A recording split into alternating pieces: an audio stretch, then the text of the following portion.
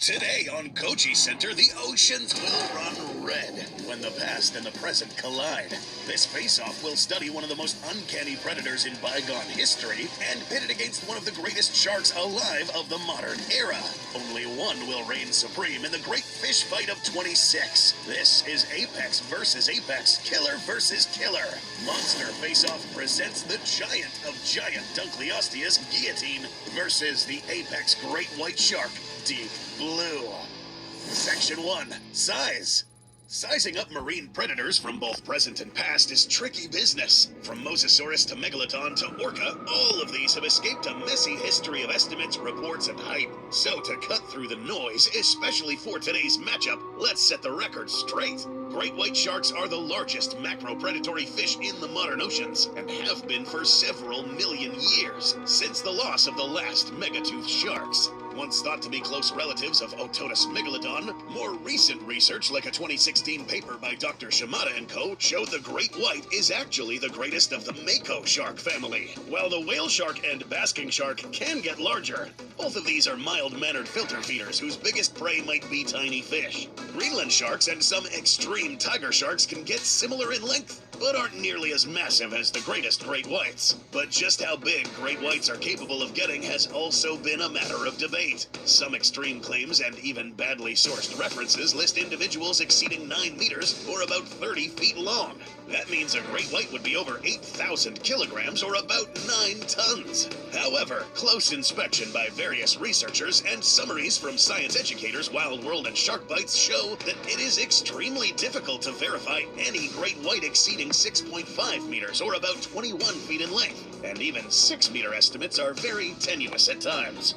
The average female great white is typically between 4.5 meters or 14.75 feet long, and it's the especially big ones that can approach 6 meters. Reports of much larger sharks are often very contested and certainly subject to hype. This photograph, for instance, claims to show a great white well over 7 meters. But the people standing far back warps the perspective, so the shark looks a lot bigger. And because in all likelihood we haven't found the biggest dunk ever, we will use a big, but not necessarily the largest possible great white. And here she is. Meet Deep Blue.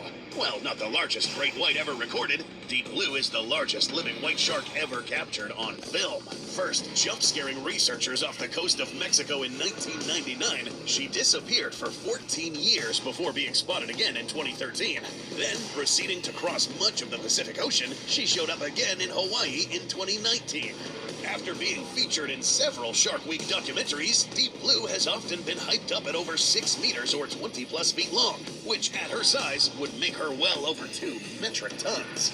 More reasonable estimates have her at a still gigantic but somewhat more moderate 5.2 to 5.5 meters, or about 17 to 18 feet. Using a known giant great white that was killed and weighed in 2001 as a point of reference, Deep Blue would probably be somewhere in the ballpark of 1.6 to 1.9 metric tons. Deep Blue hasn't been seen since 2019, but she is notoriously stealthy. If she's still roaming the seas, she might have gotten somewhat larger, but we'll play it safe and use the more conservative estimate.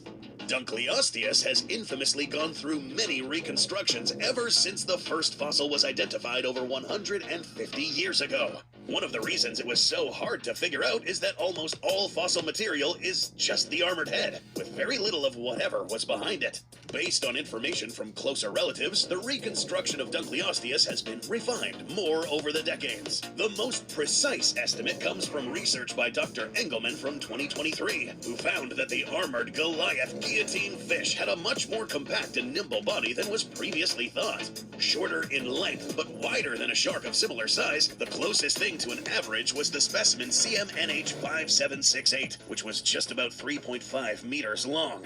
But there's always a bigger fish, and amongst the crowd of dunk specimens was a Goliath which would have been almost twice as heavy as the previous specimen. Specimen CMNH5936, which we will be nicknaming Guillotine for the rest of this analysis, for brevity, and because, hey, it's an honest descriptor.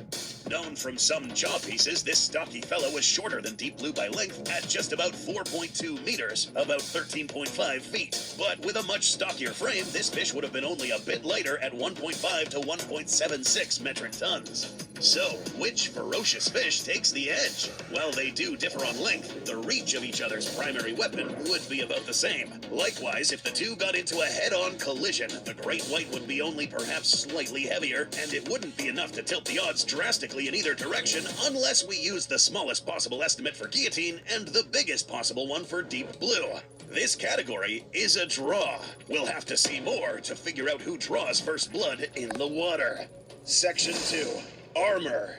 Sharks might look smooth, but it's general knowledge that this is similar to sandpaper. Covered in modified structures similar to teeth called dermal denticles, these pointed scales act as both protection against parasites and make the shark more streamlined for swimming. In terms of armor, they do certainly help, being one of the reasons you almost never see sharks with barnacles like you do other sea life. But it's what's under the top layer that will factor the most in trying to protect Deep Blue from guillotine's chum. While the internet is a great source of information, even reputable websites will sometimes spew info without checking sources. Statements claiming great whites have skin over 10 centimeters thick is actually a flub of getting white sharks mixed up with whale sharks, who generally do have extremely thick skin for protection against predators like white sharks and orca.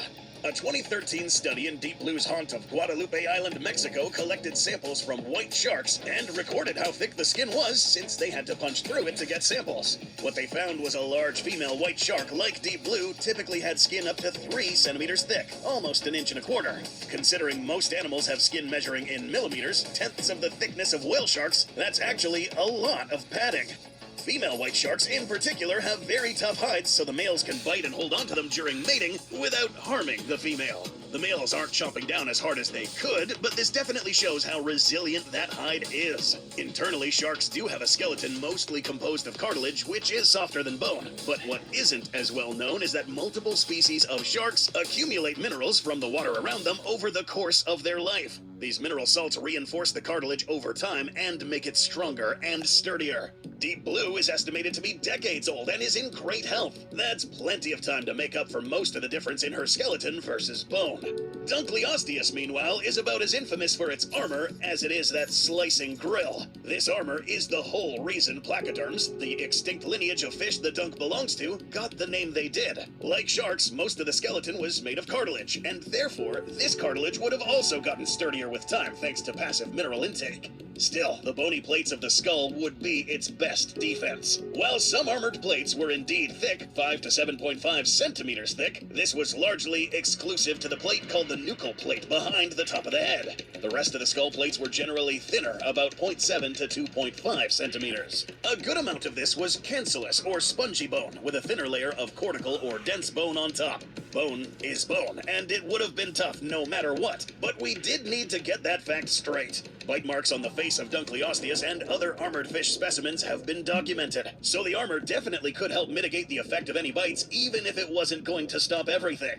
The rest of the fish is more of a mystery, but the closest relatives to Dunkleosteus either have very thin, very few, or no scales at all. This means that the shark's bites to the body past the head are going to be substantially less protected. Still, when the two go jaw to jaw, one of them can keep its best armor and its best weapon pointed in the same direction. Deep Blue, meanwhile, has her thickest skin on the flanks and belly, giving her some extra protection against a flanking dunk trying to get around her, but that hide only stops so much.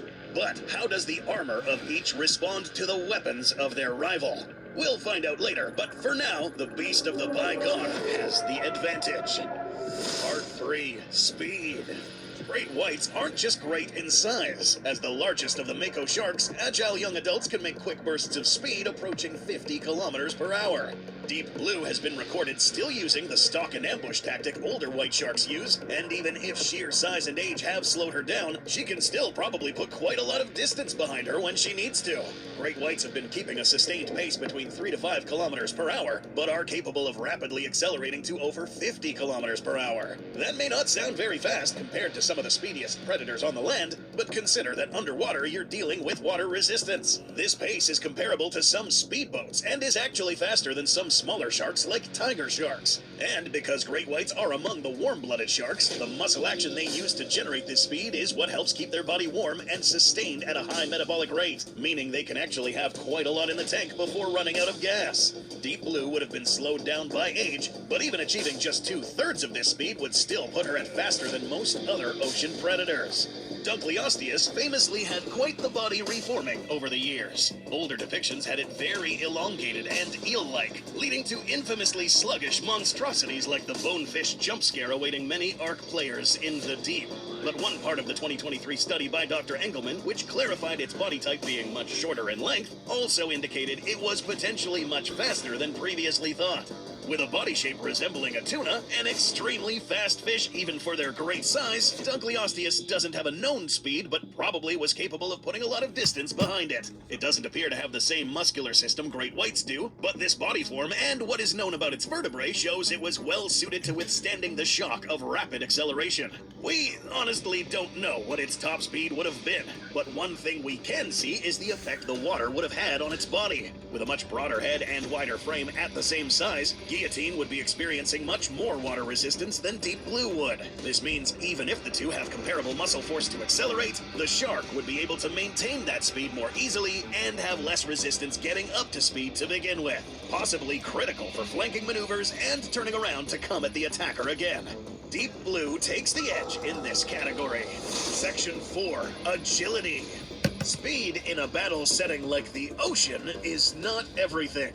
Great whites aren't the most maneuverable of sharks, even if they certainly aren't the worst. Their long bodies and broad fins do help them turn and redirect their attacks if need be, but a large portion of their hunting method is the initial charge they commit to. If they miss, they usually have to break away, make a very wide turn, and try again, instead of making a quick sharp turn. Dunkleosteus doesn't have many fossils behind the head to its name, but the information from close relatives and a few key fossils like the vertebrae do offer a lot of details. These fossilized vertebrae show that the dunk had a very well-developed, thick backbone with a lot of muscle attachment. This, combined with its short but wide body, would mean it would be capable of a fast start, more so than most sharks. This maneuver helps a predator fish quickly change direction and kickstart their initial charge. With the fins on the body set where they are, such as a dorsal fin far down the back, this might have helped shearing predators like Guillotine quickly redirect their attacks and lock in on their target more effectively. Whereas Deep Blue would have to swim away and turn about in a banking maneuver to change direction, Guillotine would be able to redirect themselves much faster, in a smaller arc of trajectory. The edge for this category goes to Guillotine. Section 5, Bite Effectiveness. Both of these fearsome fish have some ferocious flesh-filleting fangs, and the damage inflicted is very different. The Dunkleosteus focuses mostly on chopping and carving, cutting out clean cuts of flesh with each bite. The great white shark, by comparison, is a shredder, aiming to lacerate as much tissue as possible with a grab and thrash. If anyone wins this category, it will be less a matter of which of these chomps would be more devastating, but instead more a matter of who would do more damage to the opponent's armor. Either of these two could end up gutting the other if they got a clean bite across the stomach or flanks. How exactly they inflict damage is a bit different, but the end result is still similar. Remove a big chunk of what you're biting into, and shock or blood loss will kill quickly. While the tough hide and thick skin of the great white would help in blunting some of the chomps by the dunk, it wouldn't stop them entirely. But the hide on the Dunkleosteus flanks and tail would be very easy to carve through for the great white's teeth. But the head is a different question. Remember that while the nuchal bone on the back of the skull can be over 7 centimeters thick, the other bones making up the body armor are substantially thinner, sometimes between 0.8 and 2.5 centimeters thick.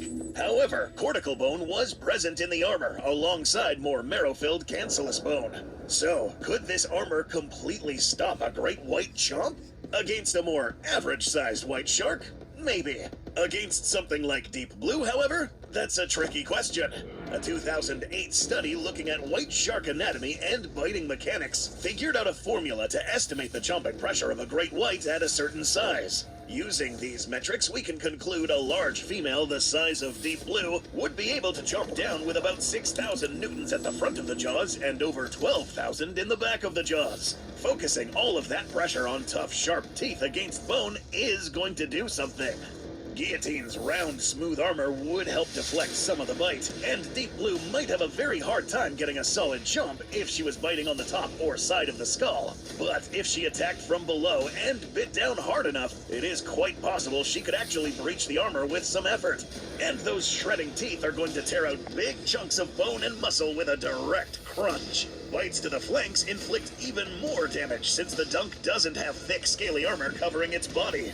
Guillotine, meanwhile, would have a much more straightforward go at it.